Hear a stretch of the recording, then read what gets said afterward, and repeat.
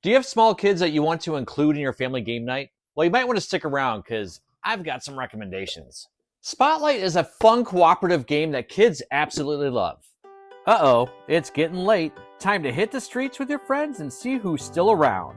Grab your trusty flashlight and go on a wild hunt for all the wacky characters hiding out. Each player will have a unique board and a handy flashlight to help discover characters on that board. There are 60 unique characters to find, which guarantees a lot of replayability. The round starts by looking at the top card of the deck and setting the timer.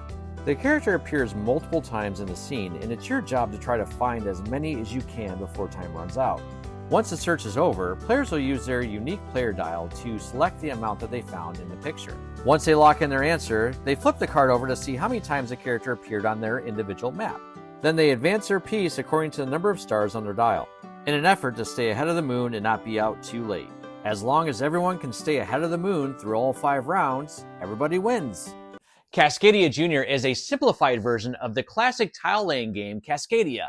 In Cascadia Jr., players compete to build the most harmonious landscape by adding habitats to their environment and attracting wildlife. The goal is to group the most habitats and wildlife together to score the most points and win. Players begin by selecting one of 2 available tiles in the market and adding it to their landscape. In order to add it, one side must touch to be a legal move. If they match 3 wildlife icons in a row, they can take a wildlife sighting token and add it to their own panorama. You can place a token anywhere you want in the panorama, just be sure not to flip them over just yet. Each player will take turns doing this for a total of 10 rounds. At the end of the game, players first count the hexagons in their habitats. For groups of 3 to 5 hexagons, players collect 1 habitat sighting token.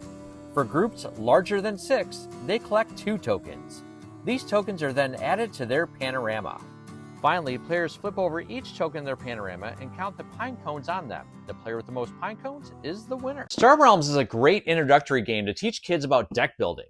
Check it out. Welcome to Star Realms Academy, where you'll go head-to-head with your opponent, pitting your space fleet against theirs in an epic battle for supremacy. Each player starts with the same 6 cards to form their fleet deck. From there, you'll draw 3 cards and use them strategically.